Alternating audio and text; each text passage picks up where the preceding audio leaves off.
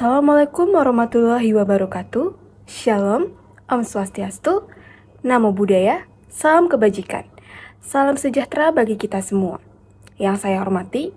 dosen mata kuliah Dasar Ilmu Kesehatan Masyarakat, serta teman-teman sekalian. Tujuan saya membuat video ini adalah untuk pemenuhan tugas dari mata kuliah Dasar Ilmu Kesehatan Masyarakat.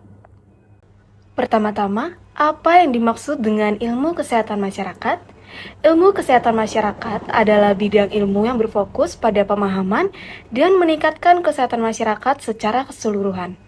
Dalam hal ini, masyarakat merujuk pada kelompok orang atau populasi yang hidup dalam satu wilayah atau memiliki karakteristik tertentu.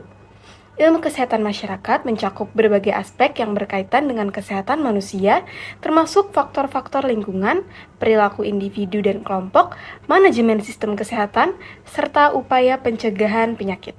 Selanjutnya, apa tujuan dari adanya ilmu kesehatan masyarakat? Tujuan utama dari adanya ilmu kesehatan masyarakat adalah untuk meningkatkan kesehatan populasi, mencegah penyakit, dan meningkatkan kualitas hidup masyarakat melalui pendekatan holistik dan berbasis bukti. Para profesional di bidang ini bekerja dalam berbagai konteks, termasuk lembaga kesehatan, pemerintah, lembaga riset, dan organisasi non-pemerintah. Seorang sarjana kesehatan masyarakat diharapkan memiliki 8 kompetensi sarjana kesehatan masyarakat yang akan saya bahas pada video ini. 8 kompetensi sarjana kesehatan masyarakat. Yang pertama, mampu melakukan kajian dan analisis situasi, analytic or assessment skills, yang mana di dalamnya terdapat mendefinisikan masalah secara tepat, menentukan kegunaan dan keterbatasan data, mengidentifikasi data secara tepat dan relevan sebagai sumber informasi, mengevaluasi integritas dan komparabilitas data, menggunakan prinsip-prinsip etika dalam mengumpulkan data dan informasi, membuat inference yang relevan dari data kuantitatif dan kualitatif, mengambil dan menginterpretasikan data dan informasi yang terkait dengan risiko dan keuntungan, serta menerapkan proses pengumpulan data dan aplikasi teknologi informasi.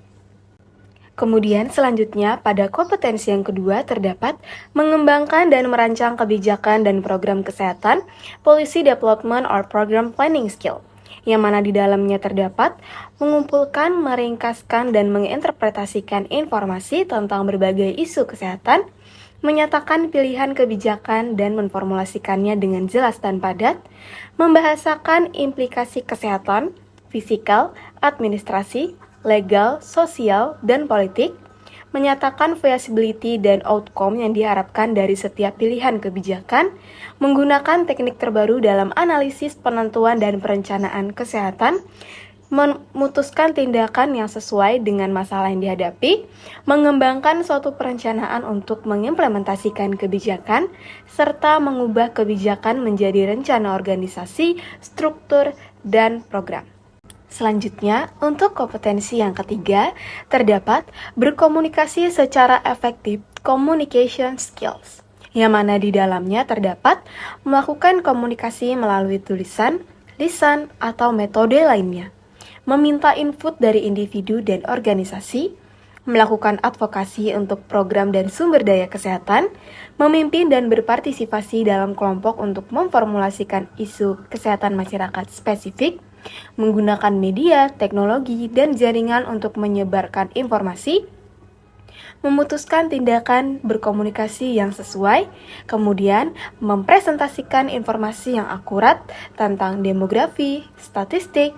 program, dan saintifik kepada masyarakat profesional. Kemudian selanjutnya pada kompetensi yang keempat terdapat memahami budaya setempat atau cultural competency skills, yang mana di dalamnya mencakup menggunakan metode yang tepat untuk berinteraksi secara sensitif, efektif, dan profesional dengan orang yang berbeda latar belakang budaya, mengembangkan dan mengadaptasikan berbagai pendekatan untuk menanggulangi masalah kesehatan masyarakat yang terkait dengan perbedaan budaya, memahami adanya dinamika yang berkontribusi terhadap keragaman budaya atau sikap, serta memahami pentingnya pekerjaan kesehatan masyarakat yang beragam. Kemudian selanjutnya pada kompetensi yang kelima terdapat mampu melaksanakan pemberdayaan masyarakat atau community empowerment, yang mana di dalamnya mencakup menggabungkan berbagai strategi untuk berinteraksi dengan orang dari berbagai latar belakang, mengidentifikasi peran faktor budaya, sosial, dan perilaku dalam pelayanan kesehatan, merespon berbagai kebutuhan sebagai konsekuensi keberagaman budaya, mampu mengidentifikasi dan menjaga hubungan dengan berbagai pemangku kepentingan, menggunakan proses dinamika kelompok untuk meningkatkan peran serta masyarakat, mendeskripsikan peran pemerintah dalam menyediakan pelayanan kesehatan masyarakat, mendeskripsikan peran swasta dalam menyediakan pelayanan kesehatan masyarakat, mengidentifikasi potensi dan sumber daya yang ada di masyarakat, menghimpun masukan dari masyarakat sebagai bahan pertimbangan dalam pengembangan kebijakan dan program kesehatan, serta menginformasikan kebijakan program dan sumber daya kepada masyarakat. Kemudian selanjutnya pada kompetensi yang keenam terdapat memiliki penguasaan ilmu kesehatan masyarakat atau Public Health Science Skills, yang mana di dalamnya mencakup mengidentifikasi kewajiban individu dan organisasi dalam konteks pelayanan kesehatan masyarakat esensial dan fungsi dasar, mendefinisikan, menilai, dan memahami status kesehatan pada populasi, determinan kesehatan dan penyakit, dan faktor yang berkontribusi terhadap promosi kesehatan dan mencegah penyakit, memahami perkembangan sejarah, struktur, dan interaksi antara kesehatan masyarakat dan sistem pelayanan kesehatan, mengidentifikasi dan mengaplikasikan metode riset dasar yang digunakan dalam kesehatan masyarakat,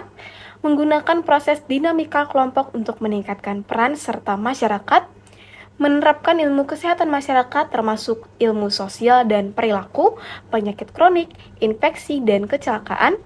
mengidentifikasi keterbatasan riset dan pentingnya observasi dan kesaling hubungan atau interrelationship, mengembangkan komitmen sepanjang masa untuk belajar dan mengembangkan pemikiran kritis yang kuat. Kemudian kompetensi yang ketujuh adalah mampu dalam merencanakan keuangan dan terampil dalam bidang manajemen atau Financial Planning and Management Skills, yang mana di dalamnya terdapat mengembangkan dan mempresentasikan suatu anggaran, mengelola program sesuai dengan kondisi keuangan, menerapkan proses penganggaran atau budgeting,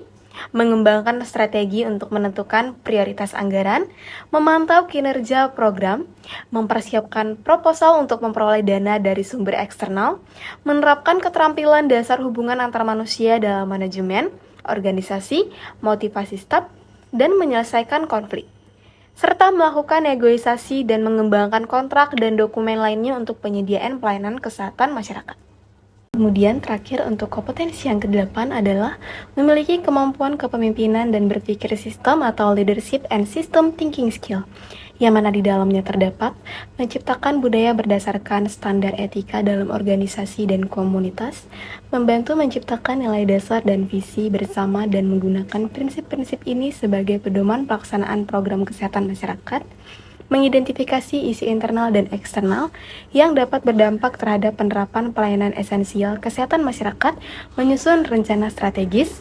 memfasilitasi kerjasama kelompok internal dan eksternal untuk menjamin partisipasi dari pemangku kepentingan kunci, berkontribusi terhadap pengembangan, implementasi, dan pemantauan standar kinerja organisasi, menggunakan sistem hukum dan politik untuk melakukan perubahan, serta yang terakhir mengaplikasikan teori dari struktur organisasi terhadap praktek proporsional.